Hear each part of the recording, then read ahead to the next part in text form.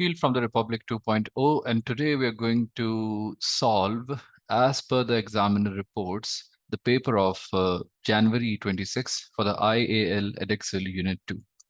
So first of all, we've got 10 multiple choices, and the first one is that the graph shows how the current varies, with the potential difference V for an electrical component. So you can see that this is some sort of an exponential rise in the current, and the exponential rise in the current after having the voltage zero should have been of a diode.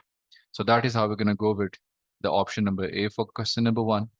Now for the question number 2, you've got the phone that is connected to a charger, and you've got 5 milliampere current. You've got the time as well, and you're supposed to calculate the charge. So everybody know that since I is equal to Q upon T, so Q should be equal to I times T. Talking about this thing, you've got the current that is 5 times 10 raised to the power of -3, and you've got 8 minutes. How would you convert 8 minutes into seconds? That would just be 8 times 60. So meaning thereby, the answer should have been something like this. So, yep, we're going to go with option number C. Now we've got this question number 3. The energy shows some of the energy levels of the hydrogen atom. This is the ground state of electron, which is at negative 13.60 electron volts. An electron in the ground state absorbs a photon, and which of the following could not be the energy of the photon? So for example, if electron gonna get from the ground state to the n is equals to 2, it would release some sort of negative 3.40 plus 13.60 electron volts energy, and that would be something 10.2 or something. Similarly, this would give me an energy, the difference between that. This would give me an energy of the difference between that as well. And if electron want to jump from this level to this level, it would also give me an higher amount of energy. So probably if you just do that calculations, you might be having this, you might be having this, you might be having this. But 9.8, because we can never have an energy level greater than a 3.80. So that is why we're going to go with just the option number A. You can subtract them up and you'll see after any sort of subtraction, if you talk about this one, this one, this one, or this one, you would never be having 9.8 electron volts. Now you've got an LDR that is connected in a circuit. The internal resistance of the battery is negligible. The light intensity incident on the LDR is somehow increasing. So if the light intensity of the LDR is increasing, what does that mean? That resistance is going to reduce. If the resistance is going to reduce, what does that mean? That the current in the system would increase. Because we need to talk about the table that what happens to the ammeter and the voltmeter. So if the current is increasing, and you can see that this 12 volt is just applied across this LDR, so there is no way the voltage is going to divide. So the only option that we can go with over here is the voltage is going to stay the same, because voltage is, divided just across one single component, and that would need to be 12 volts. So that is why the voltage would stay the same and the current would somehow increase. So that is how we're going to go with the option number B. Now we have got two light sources having a path difference of lambda by 4. You can give it a read. Which of the following is the phase difference? Talking about the phase difference formula, we've got a simple formula that says that 2 pi upon the wavelength times the path difference. This equation basically gives you the relationship between the phase difference and the path difference. The path difference is given, that is lambda by 4. So you'll end up having 2 pi upon lambda times the path difference is going to be lambda by 4. You can cancel them up.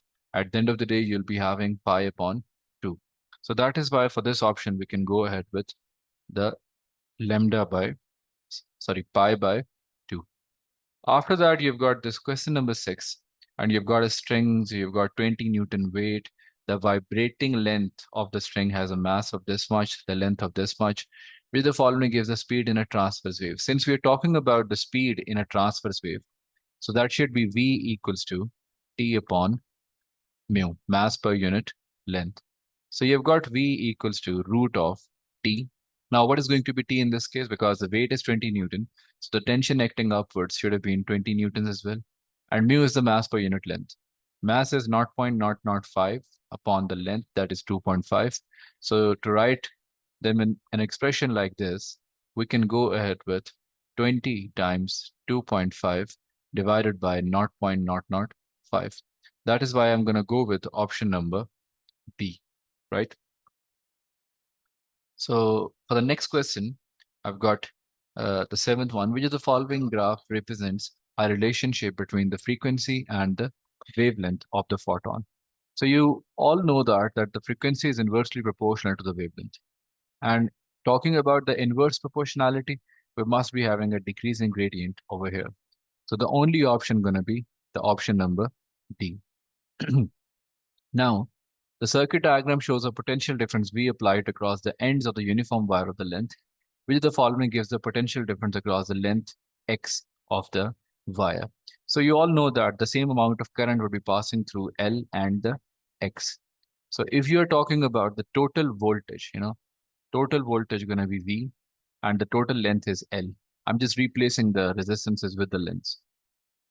Equals to the voltage across X divided by the length of X, right? So the voltage across X comes out to be V times X upon L. And that is why for this question, you're going to go with option number B. After question number 8, I've got this thingy. A ray of light traveling through a material of the refractive index 1.75. So this is going to be N1. The ray of light incident at the boundary with a material of refractive index, which is 1.40. So an initial condition for the internal reflection is that the angle should have been the greater than the critical angle. And how do you calculate the critical angle? Since we've got a medium over here, we've got a medium over here. So the critical angle can be calculated by N2 upon N1. So we just need to work this thing out. Sine inverse of N2 is 1.40 and N1 is 1.75. So that is why we're going to go with option number A in this case. Now, after that, we have got something like the 10th one. The longitudinal waves pass through a material. Compressions and rarefactions are formed. Which row of the table is correct? First of all, if we talk about the pressure at the refraction point, so refraction is the place where the particles are far apart from one another. And if the particles are far apart from one another, what does that mean? That the pressure has to be minimum. So it would either be option number A or D. But if you talk about the displacement at the compression points, remember that displacement at the compression point is somewhat zero because the particles are no more moving. So that is why I'm just going to go with option number D. So this is how we're going to talk about the multiple choices. Now we'll get to the structural problems. And the question number 11 is that there is a current of 1.25 ampere in the wire. We need to calculate the drift velocity of the conduction electrons in the wire. You've got the number of conduction electrons per meter cube. You've got the cross-sectional area. You've got the current as well. And we just need to calculate the drift velocity. So remember that whenever you've got a command of calculation, you're supposed to be writing the principle or a formula down. So everybody knows that I is equal to nAQv. And from this formula, we've got V is equals to I upon NA times Q. Many of the students don't do the substitution. Remember that substitution is a part of this answer. The current is 1.25 ampere. You've got the number of conduction electrons, and that is 9 times 10 raised to the power of 28. You've got the area of the cross-sectional area of the wire, and that is 2.7 times 10 raised to the power of -7. And after that, you've got a charge. And since we've got the electrons in the wire, so the charge comes out to be 1.6 times 10 raised to the power of -19. I just need to simplify this thing down. At the end of the day, I would be having 3.22 times 10 raised to the power of -4. Don't ever forget the unit, right? So we've got meters per second over here. Now, talking about the next question, you've got the 12th one. The filament in a lamp is a metallic wire. A current in the filament causes heating. Explain how resistance of the filament changes as the temperature of the filament increases. Explain. Remember that whenever you've got a command of explain, apart from explanation, you're bound to give us a reason as well, right? You need to answer because part of the question as well. So first of all, we are just talking about that why the resistance of the filament going to change as the temperature of the filament increases, right? So as the temperature of filament increases as the temperature of the filament increases, the vibrations, lattice vibrations increases as well, right? Because temperature is proportional to the kinetic energy, right? So after that, there is an increase, of frequency of collisions. Because of that, the frequency of the collision is going to increase, right? And that is going to happen with the lattice molecules or lattice, somewhat, whatever you want to say, lattice molecules. So the resistance would increase. Now, if you judge this answer on the principle of the CEAL or any other, because it's a 3-marker question, right? And we are supposed to talk about explanation. So remember that, first of all, for a 3-marker question, you must at least have 3 points. I've got myself the context, then I've got the equation as well. After that, I've applied that equation over here as well. And then at the end of the day, I'm linking it as well. If you guys do not understand the principle on the basis of which I've attempted this question or I've structured this question, I've got a video on the same channel about, how or why Edexcel grade poorly, right? Or why Edexcel grade your questions or answers poorly. So do watch that video as well.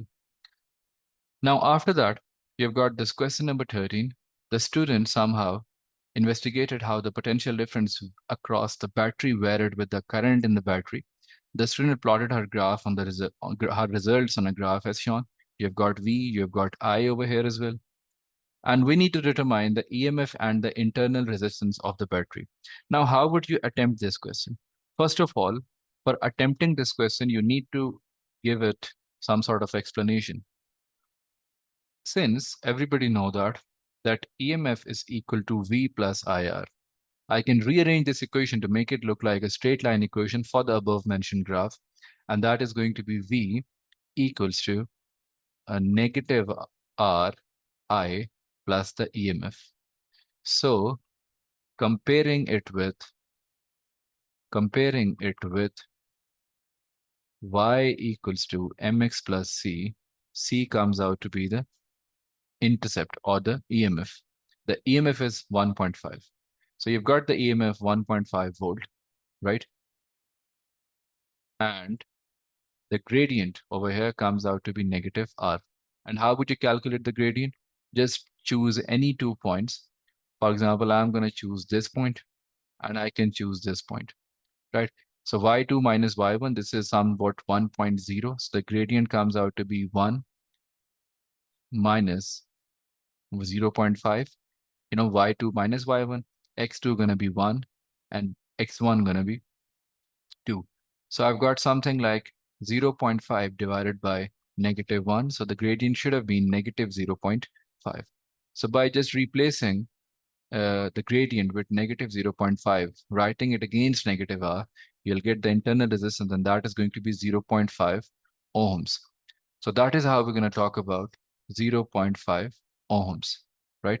So I've got the EMF, I've got the internal resistance, and after that, we need to talk about the question number 14.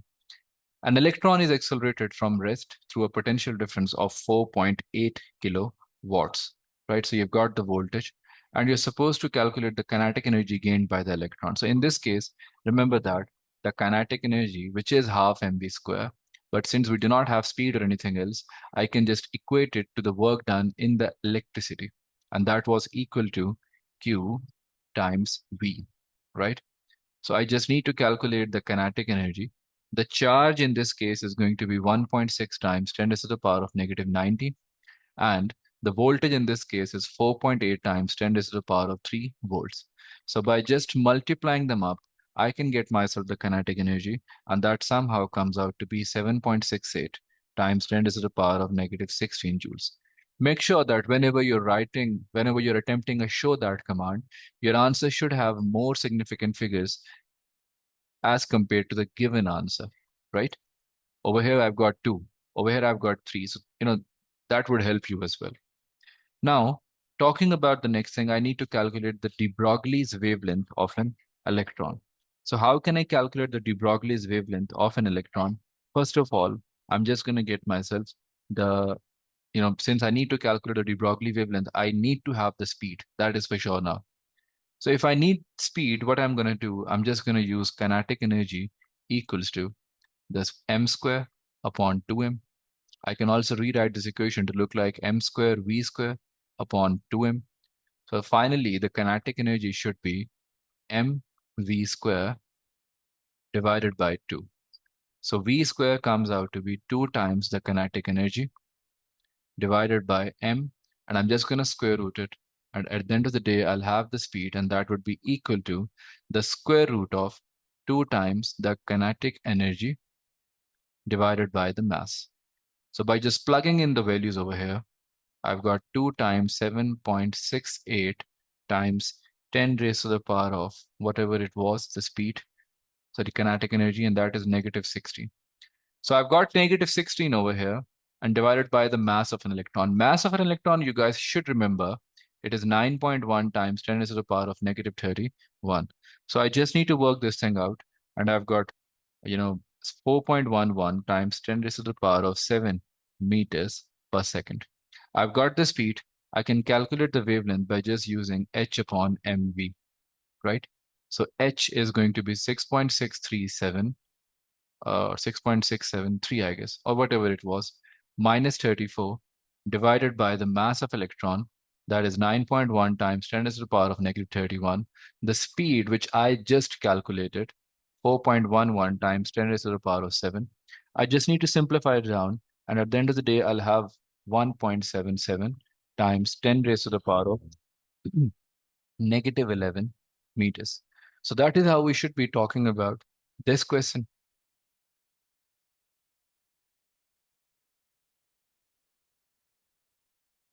After the 14th one, we've got this question number 15, and the graph shows a rear window heater in a car, somehow like this. We've got a metallic strip in a heater, has a rectangular cross-section of width this much and the height this much. And we need to show that resistance of each metal strip is about 5 ohms. Resistivity is given, length of the metallic strip is given as well. So first of all, since this is a showing that question again, so first of all, I just need to write the formula that since, resistance is equal to rho L upon A, I need to show the substitution as well. Resistivity is 1.7 times 10 raised to the power of negative 6 times the length. What is going to be the length in this case? That is 0.95 divided by the area. And the area comes out to be 1.64 times 10 raised to the power of negative 3 times the height, which is 0.20 times 10 raised to the power of negative 3. So by just simplifying it down, I'll get myself the final resistance, and that is coming out to be 4.92 ohms, which is in more significant figures as compared to the given answer. Now, I've got the second part.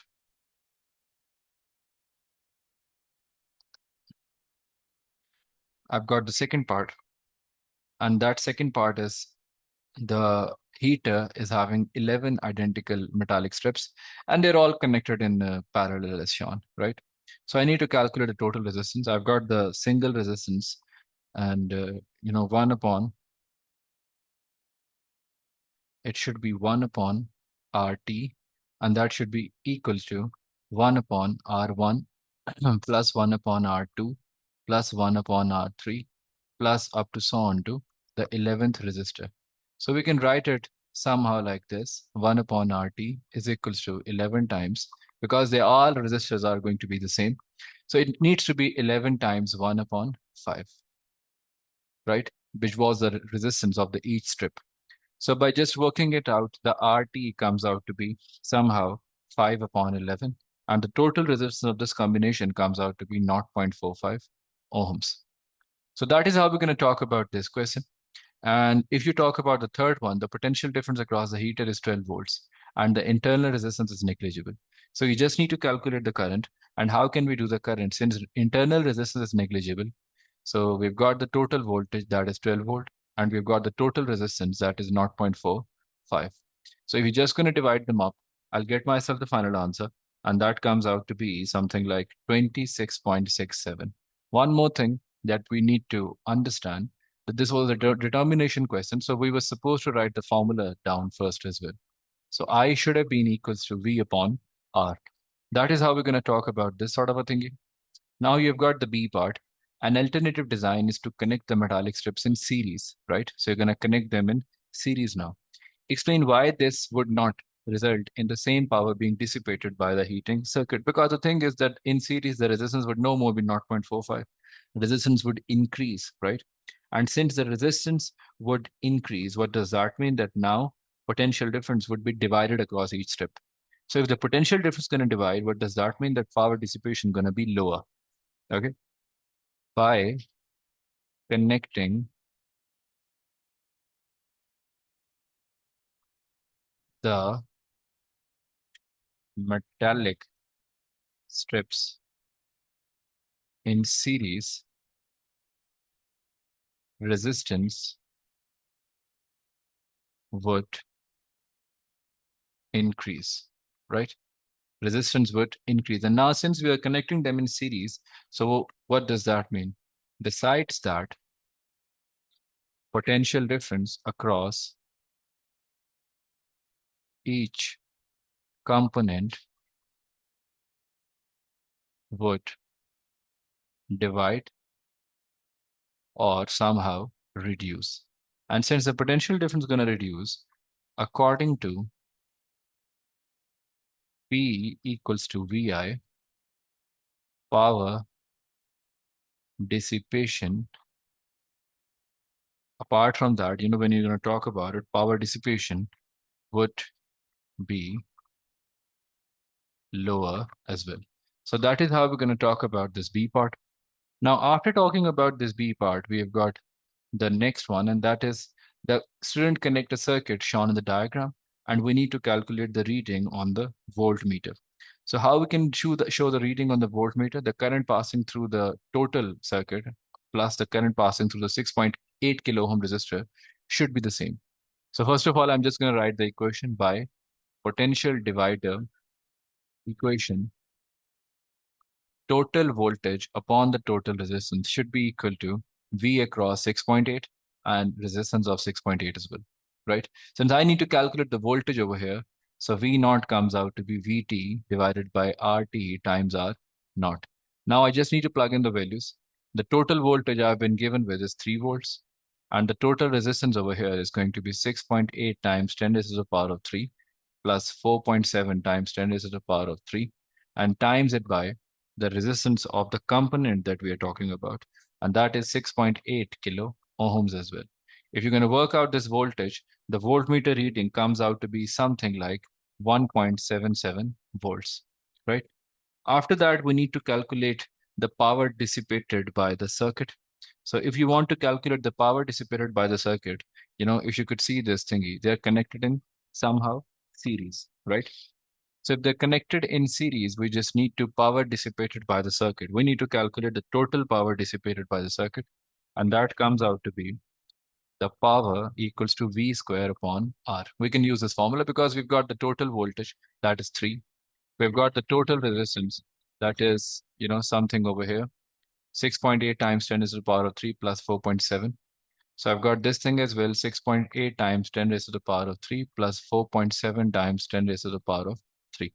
So I just need to simplify this thing down, and I'll get myself the power dissipated, and that comes out to be 7.83 times 10 raised to the power of negative 4 watts. So that is how we're going to talk about this dissipation of the power, right?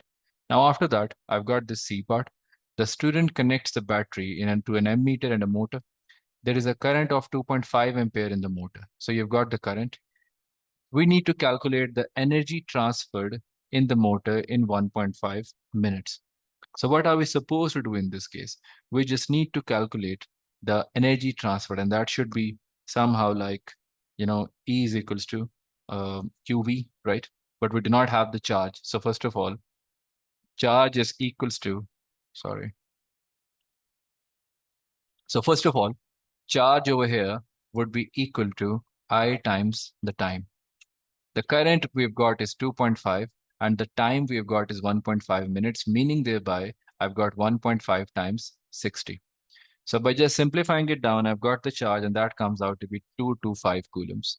Now the energy dissipation or the energy transferred in a motor is equal to V times Q. We've got the voltage that was 3 earlier on. We've got the charge and that is 225. We just need to times them up and we'll get something like 675 joules, right? So that is how we're going to talk about this question. Now we have got this sort of a diffraction grating. I've got these sort of thingies.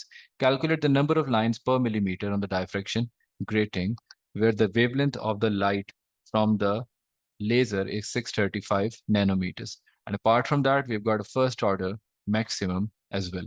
So n must be equals to 1. I've got the wavelength, right? But I do not have the angle over here.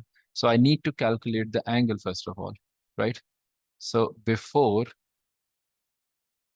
using n lambda equals to sine theta, n lambda equals to d sine theta. For theta, we're going to use tan inverse of opposite. What is the opposite side we've got?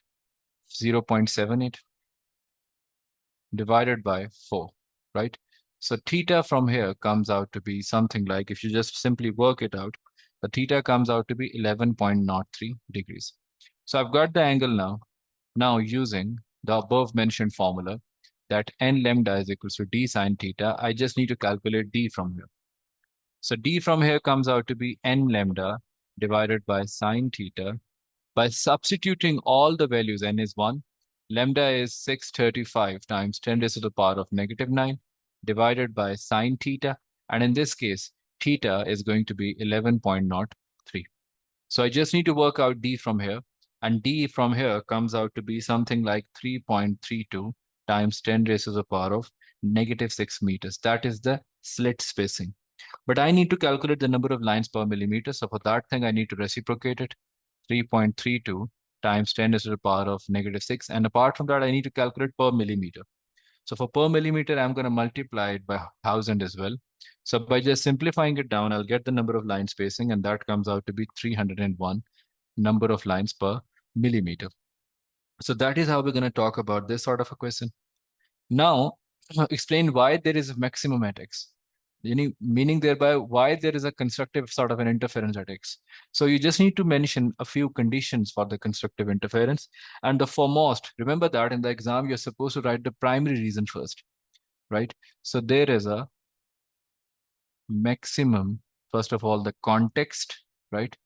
There is a maximum at X because path difference between both the waves at X is an integral multiple of wavelength. Path difference between both the waves is an integral multiple of waves. That is the primary conditions of that thing, right? Besides, both the waves are in phase as well, right? I've got the two reasons for that. So the only interference that can happen over here is the constructive interference. So I've got that the constructive interference occurs, right? So that is how we're going to talk about this question. After that, we've got the next one, and that is question number 18. We've got some sort of a stationary wave. And after talking about the stationary wave, we need to explain that how antinodes are formed. So antinodes are formed over here because of some sort of a construction. We've got the stationary waves, but still there is a constructive superposition over here. So how would you mention how antinodes are formed? So first of all, you need to tell them that how antinodes are formed, right? So first of all, just start it from here. First of all, transmitted, waves gonna be transmitted and they will be reflected from the metallic plate, this metallic plate, right? So transmitted waves are reflected back from the plate, right? Now the transmitted, in the second step, what's gonna happen? That the transmitted and reflected beam would superpose. They are going to superpose. And whenever they're going to superpose, what is really going to happen? That antinodes and nodes would be created because of stationary waves formation, because of the stationary wave would be created, right? And at the end of the day, you just need to mention that antinodes are formed in regions of constructive interference. So that is how, by using the CEAL principle, if you haven't done that, you can watch the other video. By using the CEAL principle, you're supposed to structure any theoretical problem. Determine a value for the speed of the radio waves in this experiment. So we just need to talk about the speed of the radio waves in this experiment. So whenever you're going to talk about the speed of the radio waves in this experiment, you just need to use V is equals to F lambda. But the thing is that we have got the frequency that is 157 times 10 raised to the power of 6, but we do not have the wavelength, right? In terms of wavelength, you can see that this is the total length. And from here to here, you've got one wavelength, two wavelength, and 2.5 wavelength. So what does that mean? That length is basically equivalent to 2.5 wavelength. So wavelength should have been length upon 2.5. Yani wavelength comes out to be 4.75 divided by 2.5. So that is how I'm going to get myself the wavelength. And the wavelength comes out to be, it was 4.75 divided by 2.5. And if I just work it down, I'll get myself the final speed. And that comes out to be something like 2.90 times 10 raised to the power of 8 meters per second. So that is how we're supposed to be talking about the speed. Now we have got the C part, that a teacher demonstrated the properties of the radio waves. He used an aerial to detect a radio waves. Initially, the aerial was vertical and the maximum intensity of radio waves was detected. The teacher somehow rotated the aerial by 90 degrees so that it was horizontal. Remember, we've got just a single sort of a radio waves, so never think about interference over here. You observed that when the aerial was horizontal, the radio waves were not detected. So if you're not detecting the radio waves, what does that mean? That initially, you might have been having oscillations in more than one plane, right? But after rotation by 90 degrees, waves are rotating, waves are rotating only in one plane. Now, since waves are rotating only in one plane, so what does that mean? Hence, you've got the radio waves. Radio waves are polarized after that rotation, and that is why and can not be detected. So that is how we're going to structure this sort of a question. It was just a 2 marker, so we were supposed to give it 2 points at least. Now you've got this question number 19. Ultrasounds can be used somehow to detect the cracks in the wing of an aeroplane as shown. A transducer that emits and receives the ultrasound is used to scan the wing. So explain how ultrasound can be used to determine the depth of the crack. So first of all, just keep that principle in your mind, sir, right? Context, equation, application, and then you just need to link the parts. Okay, so first of all, I'm just going to do this question on the basis of the above mentioned principle. And the first point that I'm going to talk about the context, right? First of all, you're going to release the pulse of ultrasounds. Pulse of ultrasounds should be released, right? First of all, you're just going to release the pulses of ultrasound, and then the ultrasounds or ultrasonic waves would be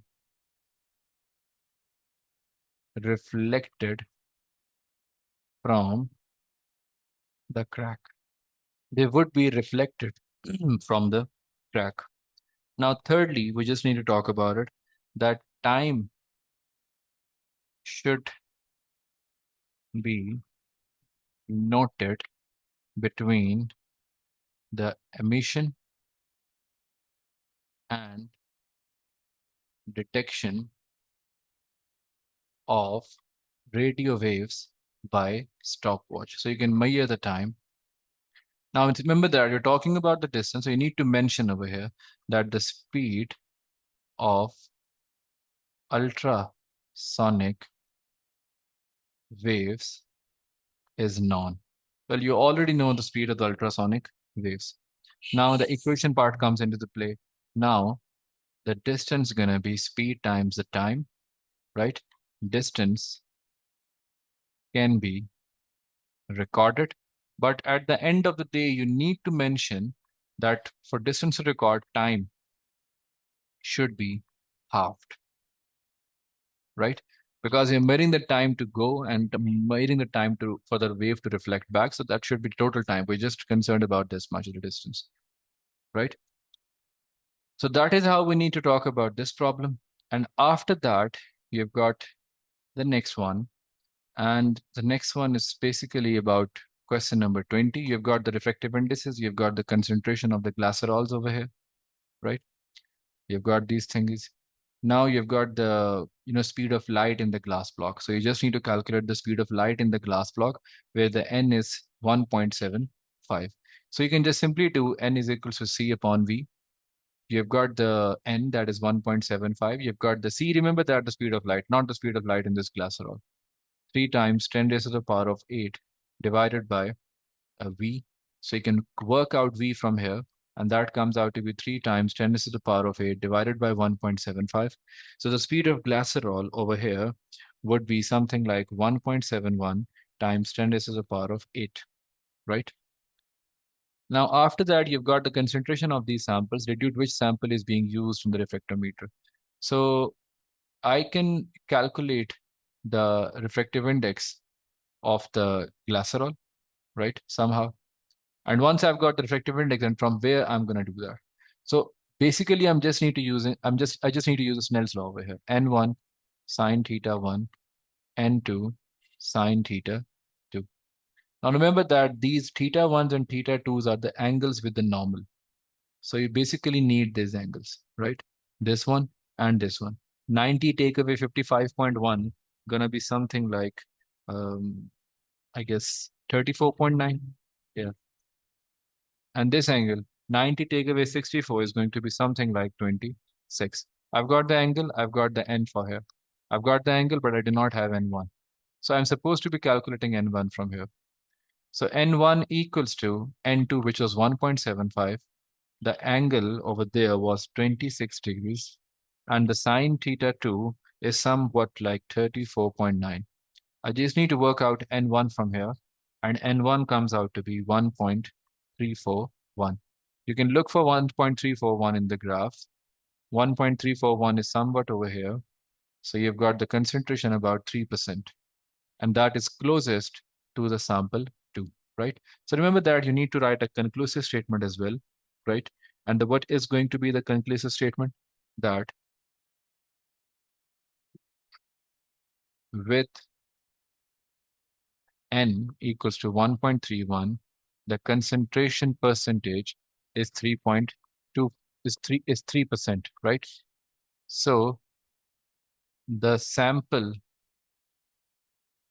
should have been 3.2%. Remember that in a question like this, where you're deducing something, is you are supposed to be doing it this way, right? Now, after that, you've got the B part. Explain why it is not possible for any light between the glycerol to reach the region between X and Y. Well, over here, you can see that you've got a maximum angle of incidence, which we can have, and that is about 90 degrees. Remember that if, angle of incidence is maximum, then what does that mean? That angle of refraction is going to be maximum as well, right? This is a maximum angle of refraction we can have. And for the maximum angle of incidence, we're getting a maximum angle of refraction. And even in that case, the ray is just incident at X. So it can never reach the region between X and Y. Got it? So you just need to mention these two reasons, that the ray shows maximum angle of incidence, right? So angle of refraction would also be maximum, right? Hence, this is maximum refraction and light cannot reach the region X to Y. That is how we're going to answer this one. Now you've got the question number 21. I've got the CCD, the charge coupled devices. The pixels are charged by this sort of a light so that the energy of this light is about this much joules. So what you're supposed to do, you just need to write the formula down, and the formula down should have been E is equals to HF and E is equals to HC upon lambda. You just need to show them the substitution. The H is 6.673 times 10 to the power of negative 34. The speed of light is 3 times 10 to the power of 8. The wavelength is being given, and that is 380 times 10 to the power of negative 9. And by just working it out, you would get the final energy, and that is going to be something like 5.234 times 10 raised to the power of negative 19. Again, you can see that I'm having more significant figures in the energy. The manufacturer states that about 80% of these photons incident on a pixel cause the emission of electron, right? 80% of these photon incident cause the emission of an electron. We need to deduce that whether the statement is correct or not. Number of electrons emitted each per second. From here, you can calculate the power because you've got the diameter, and with the diameter, you can calculate the area, and with the incident. So power would get you I times A. Intensity is 1.1 times 10 raised to the power of negative 6, right? And the area is going to be pi times 1.2 times 10 raised to the power of negative 5 square divided by 4. So the power that you're going to get from here is going to be 1.24 times 10 raised to the power of negative 16 watts. That is the, the power of that system over here. Now, if you think about the total energy that you have dissipated, that was somehow like this.